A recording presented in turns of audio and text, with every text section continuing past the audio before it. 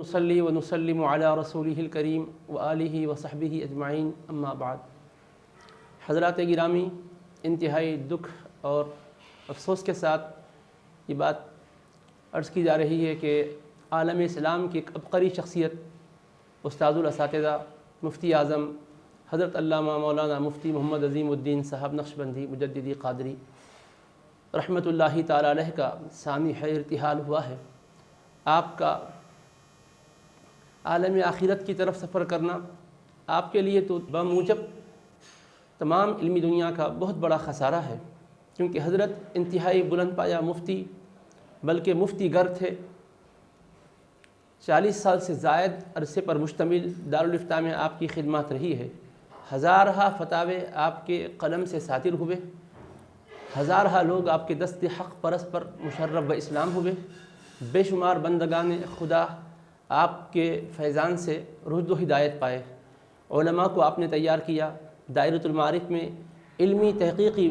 مخطوطات کو تصحیح اور تعلیق کے ذریعے سے دنیا علم کے سامنے پیش فرمایا۔ صدر مصحح دائرۃ المعارف کی حیثیت سے بھی آپ کے خدمات رہے، اور صدر نشین مجلس اشاعت العلوم کے لحاظ سے بھی آپ کے خدمات کا تقریباً 3 دہائیوں پر مشتمل سلسلہ رہا،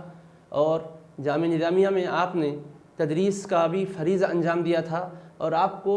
غیر معمولی صلاحیتوں سے اللہ نے نوازا تھا۔ طالب علمی ہی سے آپ کے اساتذہ نے، جوہر شناس بزرگوں نے آپ کو دارالافتاء سے منسلک کیا تھا۔ ابتدا میں آپ حضرت مفتی مخدوم بیگ صاحب رحمۃ اللہ تعالی علیہ کے زیر سرپرستی فتویٰ نویسی کی مشق کرتے تھے اور مبیضہ نویسی کے فرائض انجام دیتے تھے۔ اس کے بعد جب حضرت حج پر تشریف لے گئے تو آپ نے اس وقت طالب علمی ہی میں فتویٰ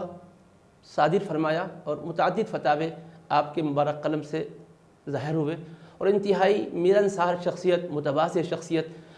پابند اوقات شخصیت آپ کی، قرآن کریم کی تلاوت کا معمول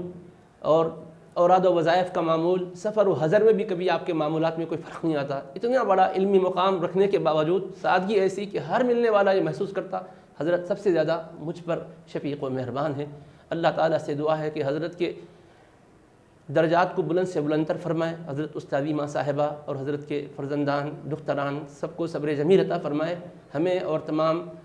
وابستگان جامعہ کو اور آپ سے محبت الفت رکھنے والوں کو صبر و ہمت عطا فرمائے، حضرت کو خلد بری میں اللہ اعلیٰ سے اعلیٰ درجات نصیب فرمائے۔